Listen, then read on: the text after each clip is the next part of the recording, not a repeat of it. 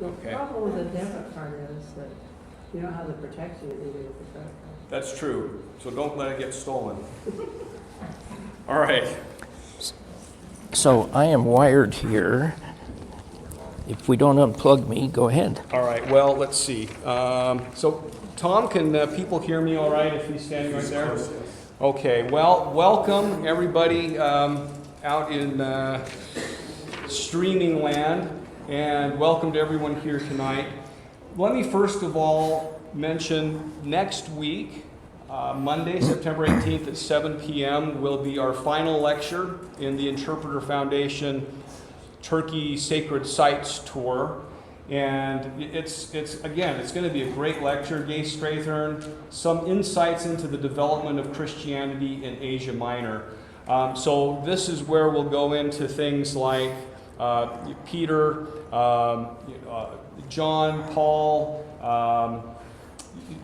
some of the early church fathers, and how the church developed in its early years. So we have tonight Kent Jackson talking primarily about the 7 churches of Revelation, and then Gay Strathern will be kind of picking up the rest of it for the Acts of the Apostles, things going on there in Turkey. So you won't want to miss that. It's really a great way to prepare for us to go to Turkey, but also a great way to prepare to read the remainder of the chapters and letters that we have in our Come Follow Me lessons in church. So let me introduce Kent Jackson, who will be speaking about the 7 churches of Revelation. Kent P. Jackson retired in June of 2017 as a professor of religion at Brigham Young University, where he taught since 1980. He has a bachelor's degree in ancient studies from BYU and a master's degree and PhD degrees in Near Eastern Studies from the University of Michigan. His research interests include the Near East and the intersection of the Latter-day Saint faith and the Bible. He's authored or edited Joseph Smith's commentary on the Bible, Joseph Smith's new translation of the Bible, original manuscripts, and a Bible reader's history of the ancient world. Jackson is a former Associate Dean of Religion and former Associate Director of the Brigham Young University's Jerusalem Center for Near Eastern Studies. So with that, I'll turn the time over to Professor Jackson. Thank you very much. Well, it's a pleasure to be with you in person and remotely today. Pleasure to talk about the Scriptures always. We have been very blessed this past year to be studying the New Testament, and what a privilege that has been. My job tonight is to give you visual images that will stay in your brains, hopefully, to help us envision a physical setting for the things that we read in the New Testament.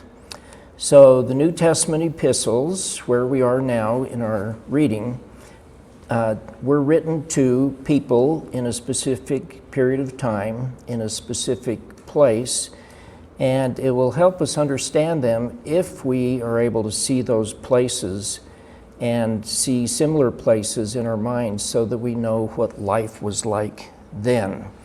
We will focus on the 7 churches of Asia. At the beginning of the book of Revelation, the Lord tells John that he was going to give them a message for 7 churches. And here's how John records his experience. I, John, your brother, was on the island called Patmos on account of the word of God and the testimony of Jesus. I was in the Spirit on the Lord's day, and I heard behind me a loud voice like a trumpet, saying, "Write what you see in a book and send it to the 7 churches." John was on the island of Patmos. This is the island of Patmos, which still exists today. It's a small island. You're basically looking in this picture at the whole island. There's no natural water source on this island. And during the days of the Roman Emperor Domitian, it was a penal colony, and that probably explains why John tells us that he was sent there on behalf of his testimony of Jesus. There's a Greek Orthodox monastery at the top of the hill that marks what the local believers believe is the very spot where John's revelation was received. In fact, the very cave where it was received, and inside the area that you can see there with the railing is, back to the railing. All right, we're not going backwards here, tech guy. Okay, sorry. Inside the railing, there's actually a depression in the wall that's supposed to be the place where John was leaning his head when the revelation came to him. And that shows the strength of some of the traditions attached to sacred events in many places in the Holy Land. The Roman Empire at the time of the revelation was not quite as big as what you see here, but almost as big. You can see that the Holy Land is down here, a tiny little corner of the Roman Empire, and the Roman province of Asia was in the western part of what's now called Turkey, and that was the area to which the revelation was addressed. This shows us a closer view. Again, the Holy Land is down here. Here's Jerusalem, Caesarea, and the Roman province of Asia is here. It's interesting that most of Paul's missionary labors took place in what is now Turkey. These were Greek-speaking places, part of the Greek cultural spreading that had taken place. And many of these places that we'll visit here had Jewish populations in them that had scattered years earlier out of the Holy Land. We are going to look at what cities looked like in the days of Paul and John, and then we'll see the examples of the 7 churches. So cities in New Testament times did not look like this.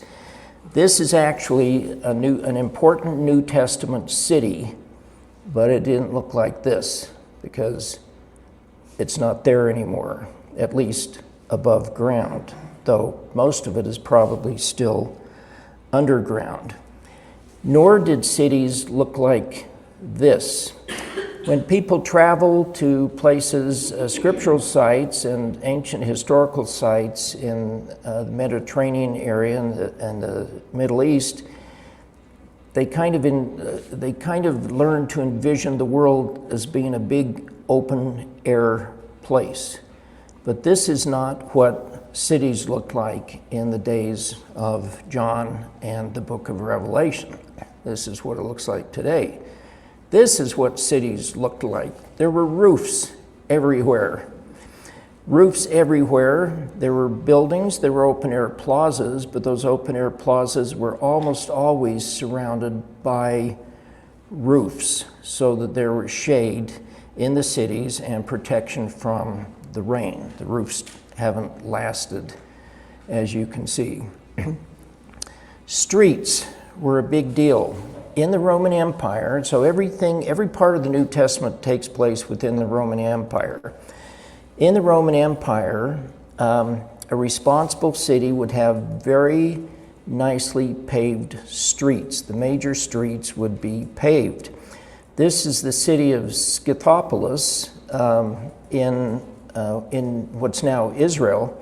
And you can see that the street is paved with, this is basalt, this black rock. Basalt is volcanic rock that can withstand all the traffic. And you look at that, this has been excavated by archaeologists. This is in darn good shape for being 2,000 years old. And then a typical street would have pavement like you can see here. And this one has a water channel that runs underneath it to collect the rainwater. And then you would see a curb and a gutter, and then you would see a step up on either side to the sidewalks. Then you're going to have to envision this because once again the roofs are gone, but above the sidewalk to the right and to the left of the picture were roofs. that extended from the columns that you can see to the right and to the left in order to provide shade on the sidewalk. This is a standard practice all over the Roman Empire for a serious, respectable city with a serious, respectable street. So you've got the street in the middle for the vehicular traffic. Then you have curb and gutter. You step up to the sidewalk on the right and on the left of this, and the sidewalks would be in the shade with roofs that extend from the columns to the shops. So starting in the middle, you've got street, curb and gutter, sidewalk, and then shops. Okay? Here's another example. This one's from Basra in Syria. You can see a nicely paved street. Once again, that street's 2,000 years old. It hasn't been uncovered all this time, but it has for most of those 2,000 years. So you see a nice street, a curb and a gutter there. Then you see steps going up to the sidewalk, and then there would have been a roof that extended from the columns. So the street will not be covered by a roof, right? But the sidewalk will. So the roof extends from the columns to the shops that were on the right side of this column here. And can you see in the picture, between each of the columns, you have a drain for the rain runoff to run down into the storm sewer underneath the sidewalk. Very common kind of thing, even in places where rain is fairly rare, there would be accommodations to cover the rain. Here's another example. This one's in Tarsus, Paul's hometown in Turkey. You can see the basalt street, hard volcanic rock, and you can see a limestone gutter. And this is about all of the antiquities that you're going to see there in Paul's hometown of Tarsus, but a beautiful example of how street engineering worked. Now, what do you have on the sidewalks? Well, much of the time you're just going to have limestone sidewalks, just limestone paving. But very often, it would be very desirable to have mosaics. Both of these mosaics are from Ephesus, but they can be found in many, many other Roman cities throughout the whole ancient Roman world. So this is what it looked like on the sidewalk. Now, from these pictures that we've seen so far, you can get a sense of how the Romans valued civic improvements like this that gave beauty and dignity to their cities. Your city would be praised and well respected, and it will attract business if the place looks lovely and respectable, like what we see here. So when we think of Paul spending a year and a half in Corinth, that's the kind of environment where he was living. When we think of him spending a couple of years in Ephesus, or John in Ephesus, or wherever John was, they would be in places that were distinguished by these kinds of civic improvements. Here's another beautiful example.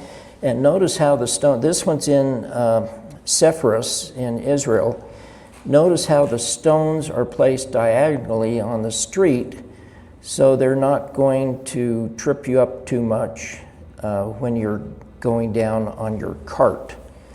And then you can see on either side, you have beautiful mosaic sidewalks that once existed. So I showed you the pictures of the first of two places. One that hasn't been excavated yet, it was just a field, and the other one that's been excavated, and all that's visible there is this kind of stuff. Why is this stuff not here? Because when the next guys came in, they needed building supplies. And where are you going to find building supplies? It's in the Roman city that may or may not be half abandoned by the time you get there. And so all over the Mediterranean area, medieval buildings are built out of the remains of buildings from biblical times. A respectable town would have a monumental arch in it. Not a respectable town, let me say respectable city would have a monumental arch.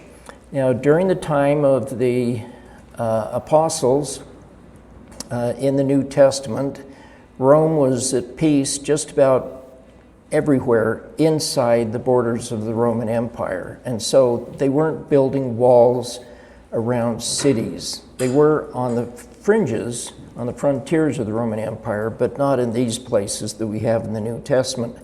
So a lot of the monumental gates were simply decorative. This one's from Bosra in Syria, but it's very, very typical. Your bridge, your monumental gate would have, so you can imagine in many places there would be a city wall that extends out in either direction from this gate that you can see, and it would be a real gate. But in some cases, they just build them in the middle of cities because they look cool. But they typically would have 3 entryways through the gate. Why? Well, the one in the middle is for the vehicular traffic and the street, and the one on the left is for the sidewalk on the left, and the one on the right is for the sidewalk on the right. And this is a standard pattern all over the Roman Empire. I've seen some gates like this where you go inside the pedestrian ways on the 2 sidewalks, and you have to make a kind of a jog to turn to get through there. I think that's probably because they want to make sure who you were before they let you into the town. Here's another one. This one dates from a little while after the time of the book of Revelation. This is in Jerash in Jordan. Same kind of thing. Big, gorgeous, beautiful monumental gate with a large, wide, tall entryway for the street, and then the 2 sidewalks just continue on into the city. Now, a respectable city in Roman times would have a main street that goes north and south, and it's called the Cardo, which comes from the same Latin root as cardiologist and things like that. It goes through the heart of the city. And then there would be a major east-west street called the Decumanus. And in the middle of those would be typically the middle of town. Now, when I say typically, most towns, most cities began before Roman times, and so the Romans sometimes retrofitted the architecture of the town to fit their traditional taste for cities. But many cities were built on a pattern like this. The Romans and the Greeks before them invented the pattern of square blocks, east and west, north and south. We attribute that to Joseph Smith and Brigham Young, but they were 2,000 years after other people did it. But, as you know, a whole lot of towns are built on hills, and it's very hard to do that. But a good, respectable city is going to have a north-south Cardo, an east-west Decumanus. Now, what do you do in the middle where they come together? You build some magnificent thing like this. So this is a monument. This one's in Palmyra in Syria, and this is the spot in which the east, west, and north-south main streets come together. Here's, this is very, very lovely one in a place called Aphrodisias in Turkey, where you can just imagine the traffic coming on this street into here, coming out the other side over there, and traffic coming from this street into here. Now, in reality, these were more decorative than anything else, and there would be a circle, some kind of a roundabout around many of them. So, but this is something that one could see, and then, once again, in all directions, east, west, north-south, you're going to have paved streets going out from this spot with covered sidewalks along the way. Another feature that a self-respecting city would have is called an agora. The New Testament and the King James translation sometimes translate this as market. Market doesn't work very well for this. Agora, the Latin word for this is forum, and the Greek word is agora. And agora is a public square of some sort, like the one you can see in this picture. And the squares could be used for selling things, so it could be the equivalent of a mall, but oftentimes they were used for ceremonial functions or just for recreation. So imagine this thing that we are seeing here. This is from Pella or Perga in Turkey. This is a walkway here, or a road. To the right of it would be shops, and as you can imagine, there would be a roof going from these columns covering the shops. So this thing would be roofed. And this road goes all the way around the square agora like this. So there would be stores all around it behind the sidewalks. So this one would be a good market kind of agora. This one's in Philippi in Greece. It's an enormous agora. This was a big important city. But this one had the same kinds of things. It had a sidewalk that went all the way around it that was roofed. But inside of this, there were a lot of monumental and ceremonial kinds of buildings in this particular agora. Some of you may be familiar with this one here. This is in Athens. This is the monumental agora in Athens. This picture was taken from Mars Hill. And this whole square here was used for temples, like this one here, and all kinds of monuments and things.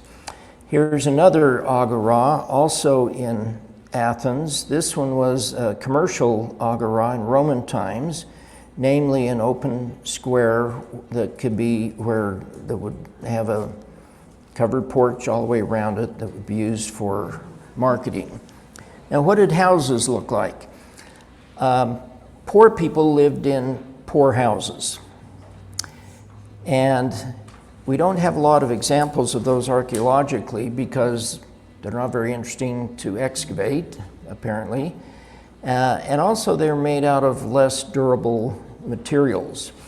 But this is a lovely example here. This is from Duga in Tunisia, of what an upper class Roman period house looked like. This kind of house that Paul and John and others would have seen many, many, many, many, many times. Now the roof is missing, obviously. Upper class Roman houses had the yard inside the house, not outside the house. Outside the house there would be one entranceway into the house, and maybe another one for animals, but you wouldn't be able to see whether it was rich or poor people that lived inside, because from the outside street all you see is a wall. But what do you see inside here? They would typically have an open courtyard in the middle, not covered by a roof. This part here would be covered by a roof, but this might be a pond, or there might be a fountain in this, or there might be a well in this. And then from this corridor in the house, which would be covered by a roof, the rooms of the house go in like that. That's what houses looked like in Roman times. Here's one that's been reconstructed, and I can't remember where this one is, but this is another example of what they look like. Here's one from a Herculaneum covered by Mount Vesuvius that still has the mosaic sidewalk inside of it. I'm calling this a sidewalk. This is actually a hall inside the house, right? The rooms go off to the side, and some of this roof is still intact here. So these would be lovely places that would have internal shade and hopefully even water. Another thing a self-respecting town would have is a theater. These were a big part of Greek culture. This is the theater in Epidauros in Greece. This is the biggest preserved one from antiquity. In Greek times, the theaters were built up against hillsides, like this one, with an open view in the front. The Romans changed the pattern, as we'll see in just a moment here. But these were used for, they had excellent acoustics, at least as excellent as you can get without the electrical blessings that we enjoy today. And these would be for plays, for public meetings, and even for demonstrations, as we see in the book of Acts. We'll come back to that one later. In Roman times, instead of building steps up onto a hillside like this one, they built self-contained buildings like this. This is in Aspendos in Turkey. This is one of the best preserved ones from the Roman world. It looks as good as the Marriott Center or any other kind of place here. Inside here, there are what do you call those things? Concourses. There are tunnels that take you to different parts. It's just an amazing thing. In Roman times, they built a big backdrop in the front of it, and so you can't daydream by looking out over the sea or something.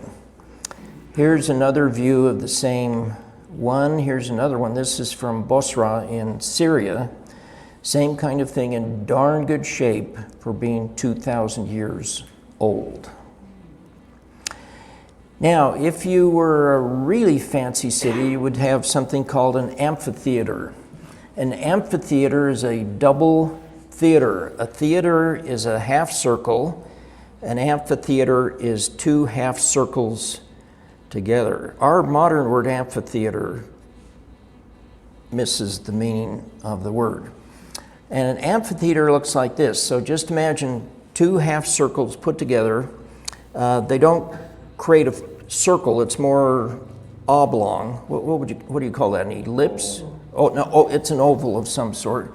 This one is in Scythopolis in Israel, and these were ideal for the games, as the Romans called them. The games with the animals, the gladiators, which are all over the Roman Empire, the wild animal games where people would fight against animals.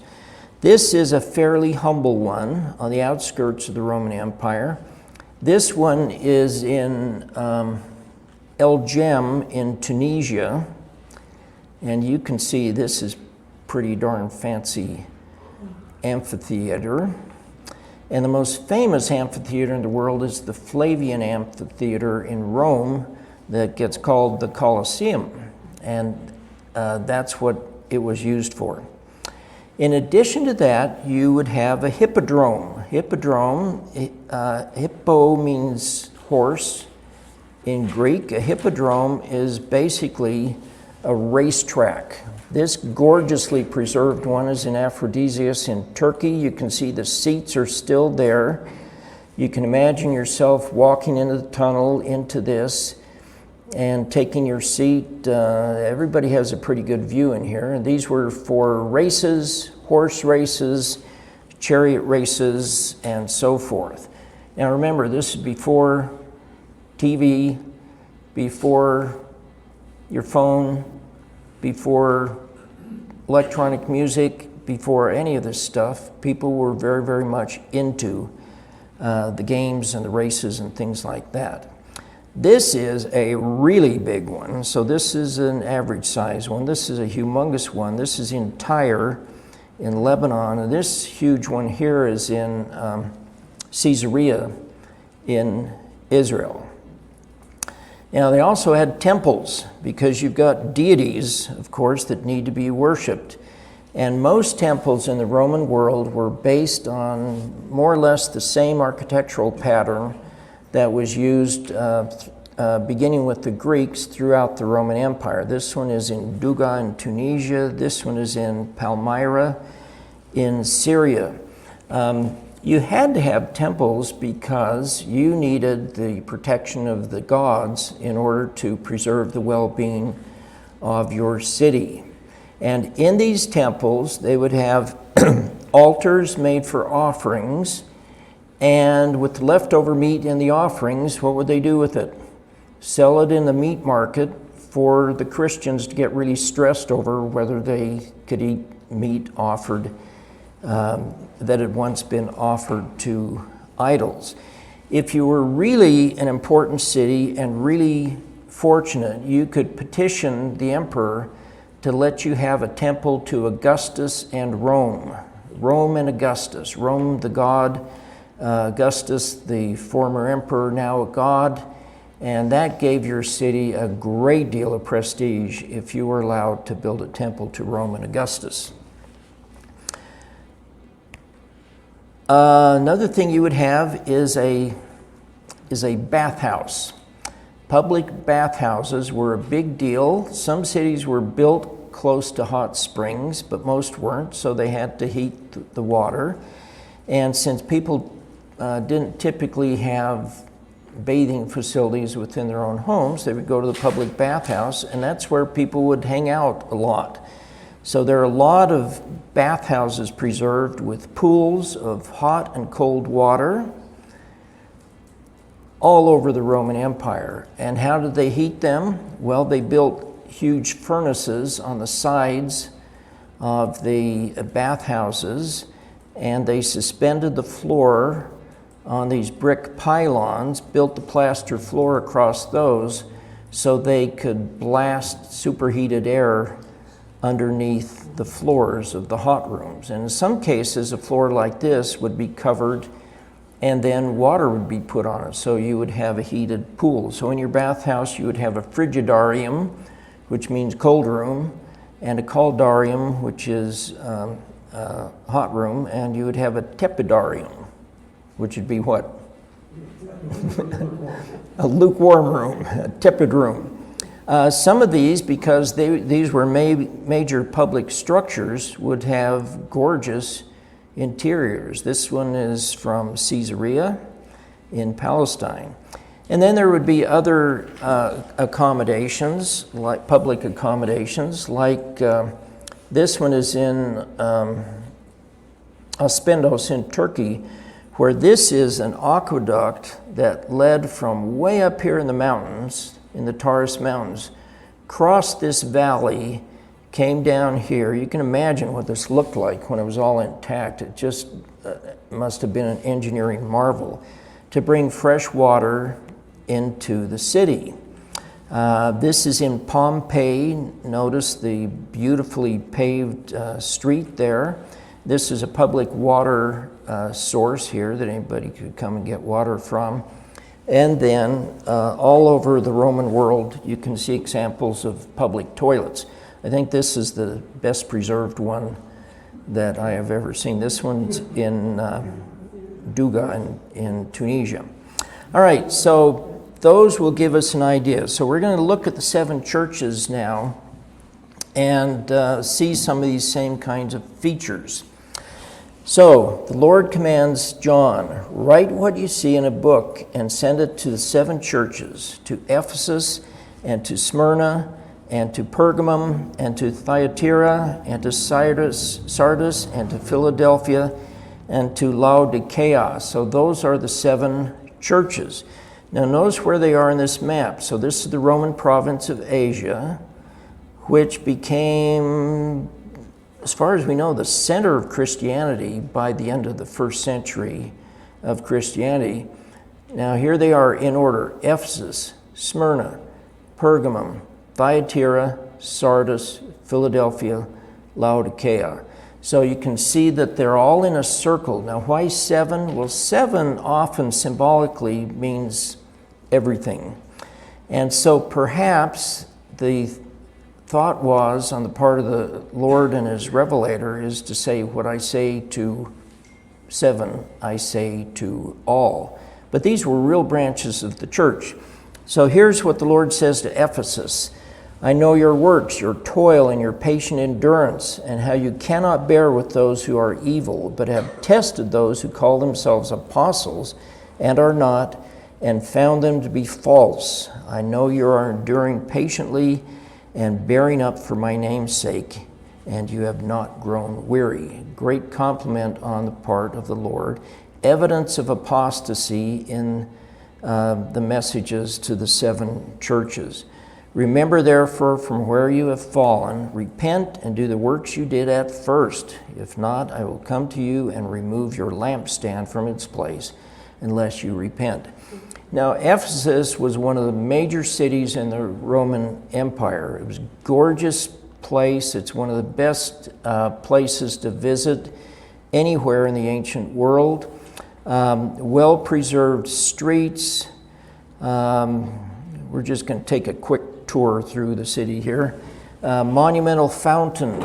Now, unfortunately, all we have is what archaeologists were able to find under the ground that builds up over the course of the centuries after the city falls apart. This was a monumental fountain in the upper part of the city. It provided water for the people there and led to water channels that would flow down to the lower part of the city. This wonderful street that goes down. Now, you know more about streets now, right? So you can imagine you've got the columns on the sides, you've got the sidewalk there. Archaeologists, there's not enough money in the world for archaeologists to do everything, right? So this may never not look like this does here. But on the left side down there, on the bottom of the street, they're working their way up on the sidewalk and finding beautiful mosaics. So, but they would have been right and left. Here's down below, looking up the same street. I should add that most tours begin at the top and go down, right? Rather than the other way around. Notice the striations in the stones on the street to provide a little more traction for them. It's very helpful. Limestone is very strong and durable here, or marble, whatever this is here, but it's slippery as can be. So this is down at the bottom, looking up. Archaeologists are excavating the sidewalk, and what are they finding? They're finding beautiful mosaics along the sidewalk, and again, this would have been covered across the top there. Along the way, they found the remains of various temples, including that one and including this one here. If you visit there, hope that you're not there right when a cruise ship docks nearby, or it will look like this. Down at the bottom of the street is the remains, on the left, the remains of the Library of Celsus. Gorgeous, beautiful, fantastic, wonderful building there with a monumental gate that leads into the Agora on the right. Beautifully paved street with a big retaining wall on the left in pretty darn good shape for being 2,000 years old. A magnificent Agora that's very, very big, as you can see, and this would have been used for commercial things as well as for monumental kinds of things, statues, temples, things like that. And around the side here, there's enough work there for archaeologists for the next generation, just on this one side here, but there's so much more.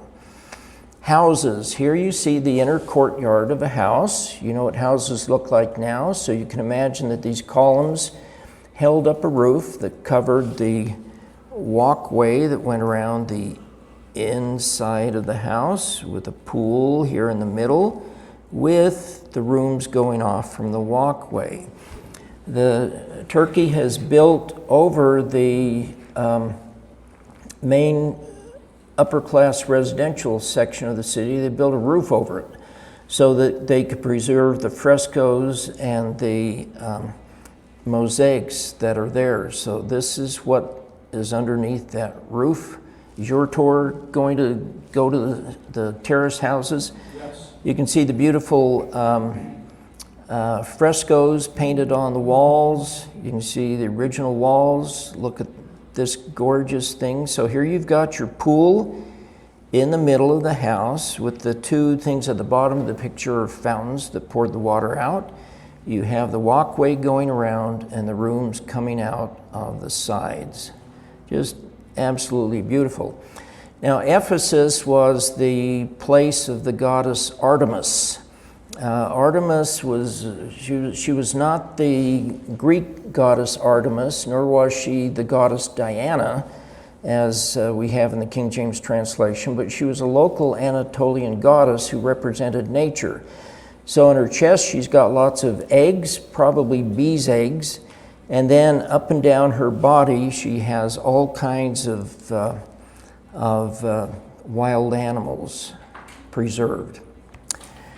This is one of the magnificent theaters of all of the ancient world here in Ephesus. There's a wonderful story in Acts where Paul had converted so many people to the gospel that the silversmiths who made images for Diana were losing money. So they started to riot, and they came into the city and chanted against Paul. And of course, Paul wanted to go out and meet the crowd, right? But his assistants hustled him out of town for his own protection. But this is the very theater, the very place where it took place. Artemis's temple was one of the wonders of the ancient world. It was a huge, wonderful temple, and here it is today. It is in the rainy season, it's a swamp. In the drier season, there's only a smaller swamp. As Christianity replaced traditional ancient religions there, the Christians recycled its materials. And so up on the hill here, we have the Church of St. John. It was built out of marble that was pillaged out of the Temple of Artemis. Here's the rest of the swamp here. And then when Christianity was replaced by Islam, they built the Isa Bey Mosque here out of the remains of the Church of St. John. That's what happens. These are from the British Museum, some of the gorgeous, beautiful column drums, of which there were dozens in the Temple of Artemis. And probably later people took these column drums and just chopped them up to build foundation stones for their houses in town. The Church of St. John here is important because of the tradition that John the Revelator was buried here. His tomb is here under the altar, is believed to be here under the altar of the temple, or altar of the church that bears his name. And the other great church in Ephesus is this one, the Church of St. Mary, where one of the councils took place. So it's a very important place, with a separate baptistry building and a nice little baptismal font in it. So what happened to Ephesus? Here we have the street, this is Harbor Street. It's the street that goes down to the harbor. But the trouble was that the river, during the heyday of Ephesus's glory, the river filled in with silt. And so that meant that the coastline, which once was right here, is now 5 or 6 miles away. And because of that, Ephesus just died. It was no longer a viable commercial city. It no longer had a port, and it died. Let's go to the next one, Smyrna. I know your tribulation and your poverty, but you are rich, and the slander of those who say that they are Jews and are not, but are of a synagogue of Satan. Do not fear what you are about to suffer. Behold, the devil is about to throw some of you in prison that you may be tested. For 10 days you will have tribulation. Be faithful unto death, and I will give you the crown of life. Smyrna today is still called Smyrna. It's called Izmir in Turkey. It's Turkey's second or third biggest city. The only thing to see there in terms of history is an agora that's been exposed here. in the middle of the city, still working on it. These pictures are, I haven't been there for 15 years or so, so I'm sure they've done a lot more since then. Underground passages under the Agora, and of course, beautiful artifacts. The next one, so that was Smyrna. Now we go to Pergamum, which is another one of the grand sites. I know where you dwell, the Lord said, where Satan's throne is, yet you hold fast my name, and you did not deny my faith, even the days of Antipas, my faithful witness, who was killed among you, where Satan dwells. So the Lord calls this city, Pergamum, the place where Satan dwells. That's not too complimentary. But I have a few things against you. You have some there who hold to the teachings of Balaam, who taught Balak to put stumbling block before the sons of Israel so that they might eat food sacrificed to idols and practice sexual immorality. So in the book of Revelation, the Lord draws from events in the Old Testament to use them as metaphors for the state of the people there. Pergamum is a gorgeous, beautiful, wonderful ancient site built on top of a mountain. There's still a city there. The Turkish city here is still called Pergamum, Bergama in Turkish. It's built up on a mountain, and it's one of the beautiful places. This spot here is probably the most important spot in Pergamum. This is where there was a massive altar to Zeus. And some New Testament scholars believe that this is called the place where Satan lived, because of the massive altar to sacrifice to Zeus. And only the foundation stones of this still exist today, because the German archaeologists, after they excavated it, stole it and took it to Berlin. So it's now in the Pergamum Museum in Berlin, Germany. A gorgeous big piece of Hellenistic Greek art there, and statuary, now in a museum in Berlin. They are remodeling the museum, and it's not scheduled to be open again until 2036. I have no idea what would take them that many years to do. Pergamum was also famous because its library, it was the second largest library in the ancient world, next to Alexandria. Our word parchment comes from Pergamum. Parchment is treated leather that people would write on. It was invented and used here in Pergamum, and the word still is used in English today, parchment. Beautiful thing here, this was not standing in John's day. This is the temple of the Roman Emperor Trajan. It was built about 20 years or so after the Revelation. Beautiful thin columns of very, very white marble. But this is my favorite part, the most acrophobic theater. It's the steepest theater in the whole ancient world, and it is really something. If you were up at the top here with your bag of popcorn and took a wrong step, it would be a long ride. And to make matters worse, you're about, at least 1,000 feet above the valley floor below. And so visually, must have been a scary place to go to hear Paul preach. Once again, would have been covered all over the place. Ancient cities were not open-air museums.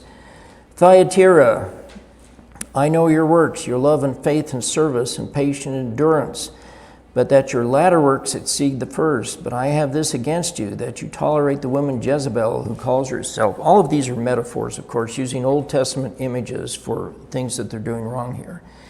The prophetess and his teaching and seducing my servants to practice sexual immorality and to eat food sacrificed to idols.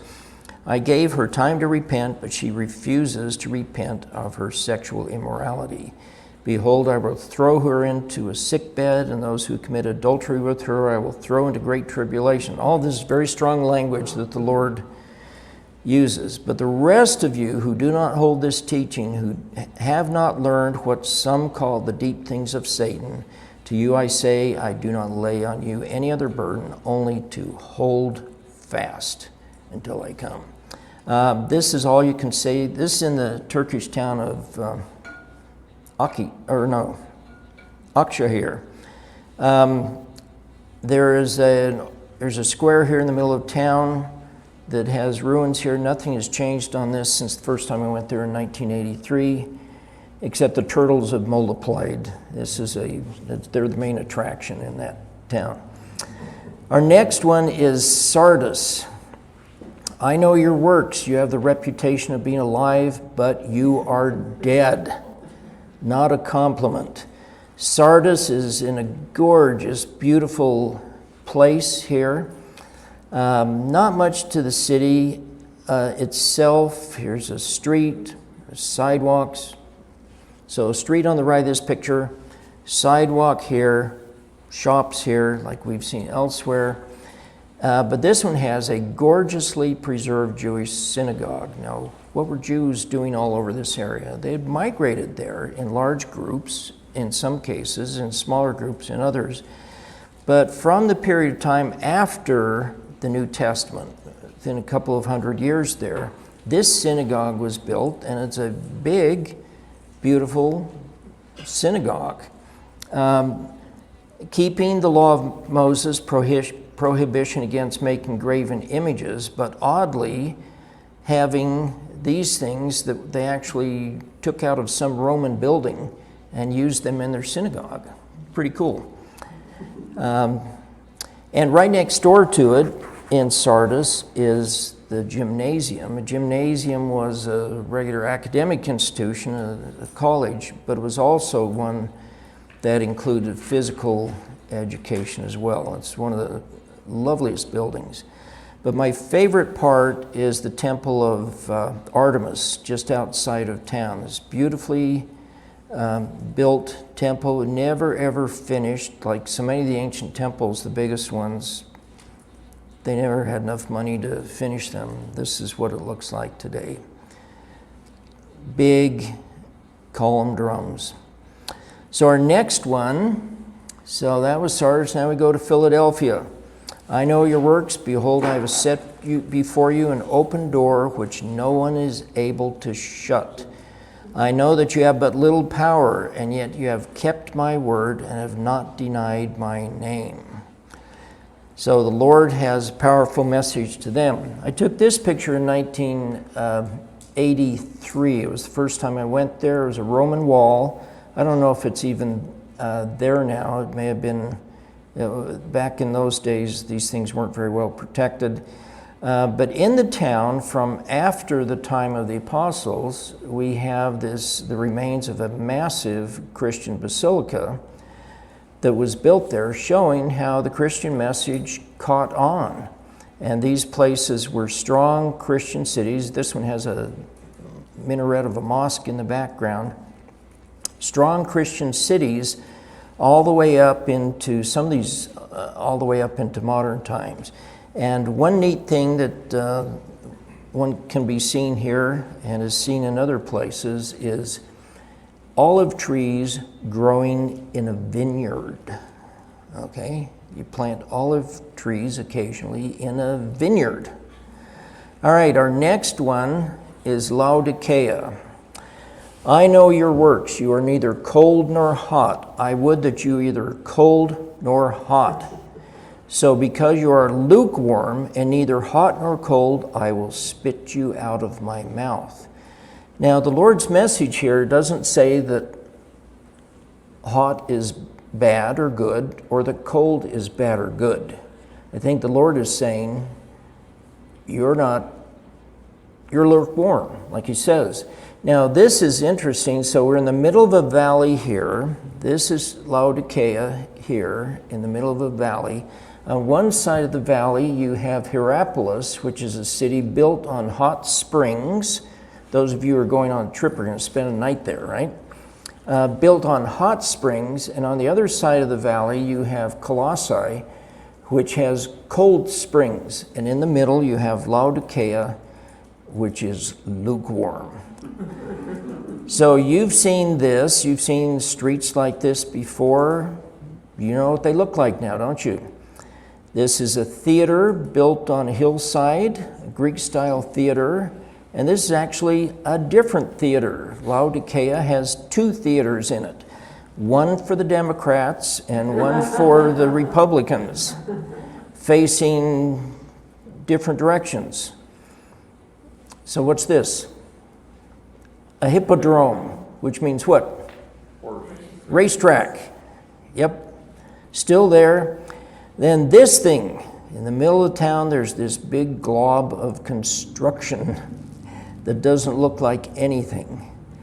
But here's what it is. It was the central water distribution of the city for the lukewarm water. You can see that this lukewarm water was full of calcium, and so every so often they would have to, you look at the pipes, you can see how it's calcified inside. So every so often they'd have to build another pipe on the outside of it.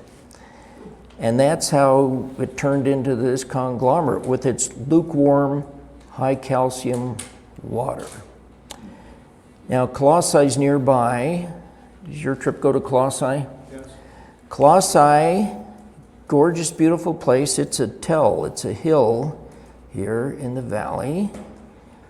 I wanted to show 2 favorite pictures of Colossae. The field is white, all ready to harvest. And then sometimes they harvest this stuff. They're opium poppies. I was there 1 year, so last time I was at Colossae, they were growing something else. This time it was wheat, and another occasion I went there, it was opium poppies. Now they're actually doing an excavation there. I don't know what they've found yet. And nearby is another city, Hierapolis. That is a beautiful place. You can see, you're familiar with all those. Now, we'll conclude with the promises. At the end of the messages to the 7 churches, here's what the Lord says. To the one who conquers, I will grant to eat of the tree of life, which is in the paradise of God. How can you beat that? The one who conquers will not be hurt by the second death. The one who conquers, I will give some of the hidden manna, and I will give him a white stone with a new name written on the stone that no one knows except the one who receives it. The one who conquers and who keeps my works until the end, to him I will give authority over the nations, even as I myself have received authority from my Father, and I will give him the morning star. All this beautiful symbolic language to represent the promises the Lord makes for us. To the one who conquers will be clothed thus in white garments, and I will never blot his name out of the book of life. I will confess his name before my Father and before his angels. What more wonderful thing that could there be than Christ confessing your name before the Father? The one who conquers, I will make him a pillar in the temple of my God. Never shall he go out of it. And I will write on him the name of my God and the name of the city of my God, the new Jerusalem, which comes down from my God out of heaven, and my own new name. Behold, I stand at the door and knock.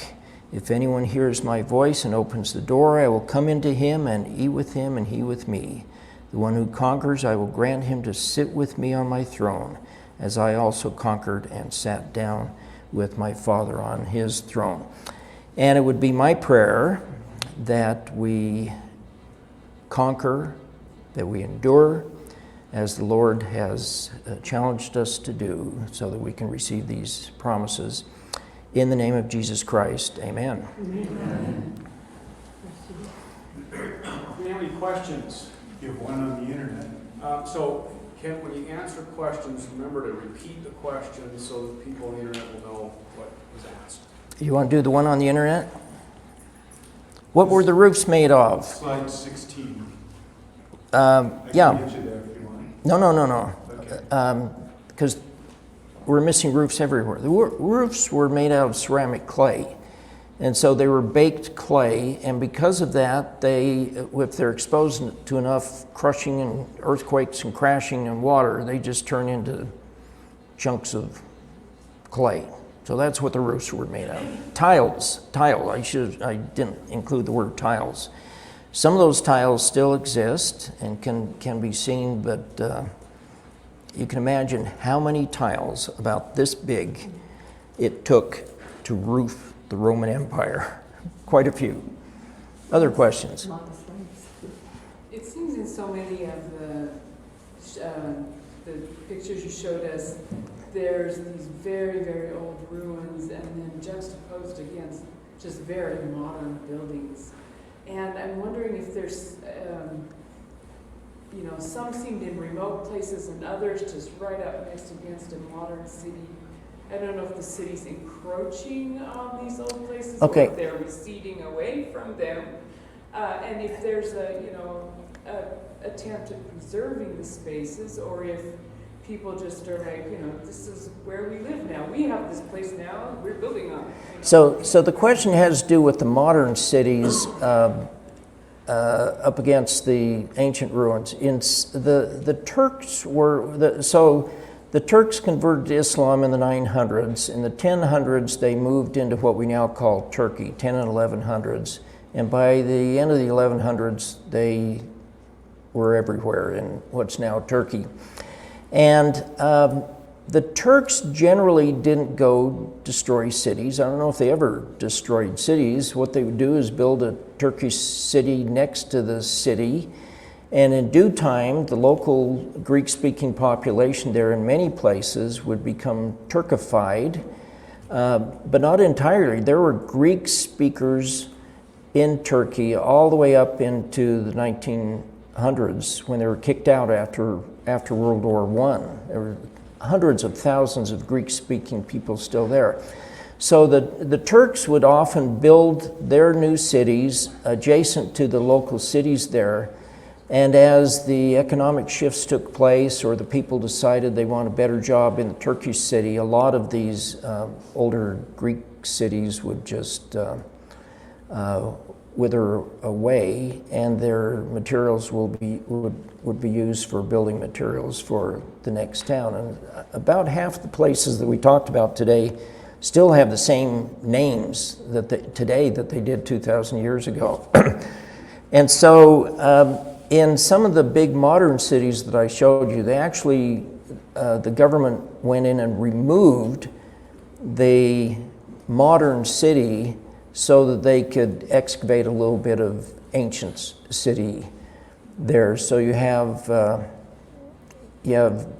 modern city encroaching a bit on ancient stuff, and then you have guys like me wanting the modern cities to de-encroach so more ancient stuff can be revealed. Thank you for the question. How are they dating these ruins? How are they more accurate? There's a lot of literary evidence from the Greek and Roman period. Lots of people writing about cities, plus they're actually quite dateable because so many of them have inscriptions that tell you what year of what Roman emperor was there. So the Roman world is really, really easy to date compared to, say, Mesopotamia or something. Professor Jackson, remember to repeat the question. Oh, the question was, how are they dating these things? How do they deal with it, with the population change to a more Muslim population now? And some of these were, idol worshipers or Christian, or, how do they... So the question is about the transition between pagan worshipers, Christians, Muslims today, and Jack Muslims as well today. Many Turks aren't religious at all. When Greek culture spread into what's now Turkey, so many of the local religious beliefs of the local population just kind of got sucked into the broader Greek religion. As Christianity spread throughout the Roman Empire, after the Emperor Constantine made Christianity the official religion of the Roman Empire, Constantine didn't prohibit the older pagan religions, but some of his successors in due time did. And so many people were more or less forced to become Christians over time. And that's why something as magnificent as the most beautiful of the 7 ancient wonders of the world, Temple of Artemis in Ephesus, just is now a swamp, because it no longer meant anything to the Christians. And so they just used it as a quarry for stuff to build gutters and roads and sidewalks and things like that. And then when Islam moves in, there was a process of Islamification, as many local pagans and Christians in due time became Muslims. But again, there were hundreds of thousands of Greek-speaking Christians in what's now Turkey, all the way up until they were kicked out after World War I. So what At the same time, the Muslim Turks were kicked out of Greece, too. So what percentage of the population in Turkey now is of what religion? Turkey is virtually 100% Islamic. We have small LDS branches, and there are other things like that. But part of the deal at the end of World War II, when they carved up the Ottoman Empire, was to kick all the Muslims out of Greece, all the Christians out of Turkey, even Turkish-speaking Christians who identified themselves entirely as Turks got kicked out of Turkey into Greece, and that made Turkey virtually 100% Muslim. But Turkey's a very progressive Muslim country. Which war? After World War I. One. Yeah.